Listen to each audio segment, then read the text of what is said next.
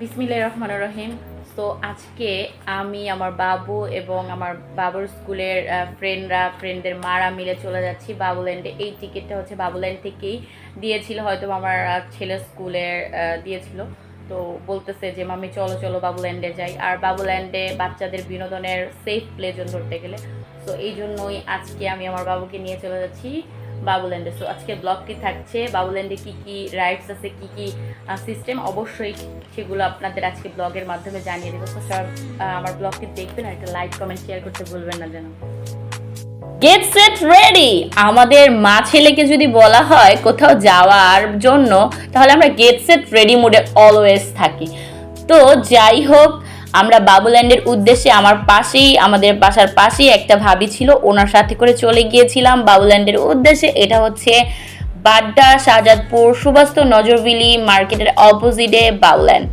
এখানে বাচ্চাদের entry fee হচ্ছে 420 টাকা এবং গার্ডিয়ানের এন্ট্রি ফি হচ্ছে 173 টাকা।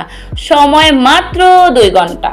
যাই হোক, বাচ্চাদের জন্য ওই 2 ঘন্টা মনে হয় খুব কম হয়ে যায়, কিন্তু গার্ডিয়ানরা বসে থাকে, তো তাই ওই 2 ঘন্টা মনে হয় অনেকটা সময় পার হয়ে গিয়েছি।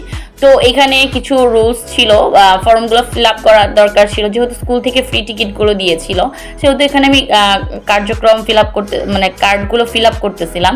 তো ওইটাও আমার বাচ্চাদের সহ্য হচ্ছিল না। তার আগে বলিনি, এটা হচ্ছে টোটালি বাচ্চাদের বিনোদনমূলক একদম সেফ প্লে জোন। ফ্লোরটা হচ্ছে সফট কোনো ম্যাটেরিয়াল দিয়ে তৈরি করা ছিল। দ্যাটস ওয়াই এখানে ঢুকতে হলে অবশ্যই গার্ডিয়ান এবং বেবিদের শক্স পরিধান করতে হবে। মোজা ব্যতীত এখানে আপনাকে এন্ট্রি করতে দিবে না। তার জন্য অবশ্যই এখানে যাওয়ার আগে অবশ্যই আপনারা শক্স নিয়ে যাবেন। আর শক্স না পরিধানের আরেকটা কারণ হচ্ছে, এখানে ফ্লোরটা একদম সফট থাকে, তো যাতে নষ্ট না হয়, ময়লা আবর্জনা না থাকে, এই জন্য হয়তো বা ওনারা ওইভাবে সেটিংস করে সবাইকে শক্স পরিধান করে ঢুকতে দেয়।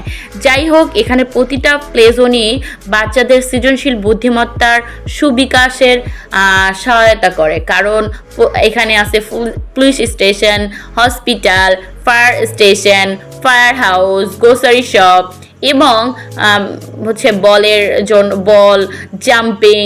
তারপর বড়দের জন্য বিনোদনের আরেকটা ব্যবস্থা আছে, সেটা হচ্ছে মাসাজ। কারো যদি শরীর গ্যাস করে, তয় আম্মেরা এখানে একটু ম্যাসাজটা নিতে পারেন। এখানে মগো একটা বাবি বলছেন, হ্যাঁ শরীরটা বাসা চেঞ্জ করতে আসিল, চেঞ্জ করার পর হ্যাঁ শরীরটা বলে গ্যাস করে, তো সে একটু ম্যাসেজ করে নিল। ম্যাসেজ করতে মাত্র নিয়েছে 150 টাকা। যাই হোক, মাঝখানে একটু বরিশাল্লা ভাষায় কথা কওয়ার চেষ্টা করলাম, কিন্তু উইলে না, বুঝছেন। যাই হোক, সেটা কোনো কথা না। এখানে চারিপাশে মেঘের একটা পরিবেশ দেখে মনে হইলো একটা ভিডিও করি। তো যাই হোক, এখানে আমাকে একটা ভাবি ভিডিওটা করে দিয়েছিল। ভাবিকে থ্যাঙ্কস। ভাবি অনেক সুন্দর করে আমাকে কিছু ছবি এবং ভিডিও করে দেওয়ার জন্য। যাই হোক, এখানে আমার বাচ্চা খুবই আনন্দ পাচ্ছিল। তো ভিতরে আপনার ফুডের ব্যবস্থাও আছে, যদি বোরিং হয়ে যান কফি খেতে পারেন বা আলাদা স্ন্যাক্স খেতে পারেন।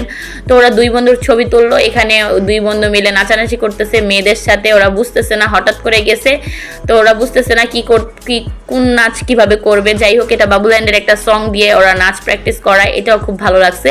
তো বের হওয়ার পর বাচ্চাদের আরেকটা হচ্ছে কুরুক্ষেত্র কাণ্ড হচ্ছে, খেলনা দেখেই কেনার একটা বায়না ধরে। তো বললাম যে পরে কিনে দিব। তারপর চলে আসলাম রেস্টুরেন্টে খাওয়ার উদ্দেশ্য। তো এখানে মেনু কার্ড দেখার পর খাবারগুলো পছন্দ হয় নাই। তারপর আমরা চলে গেলাম নান আর গ্রিল খাওয়ার জন্য।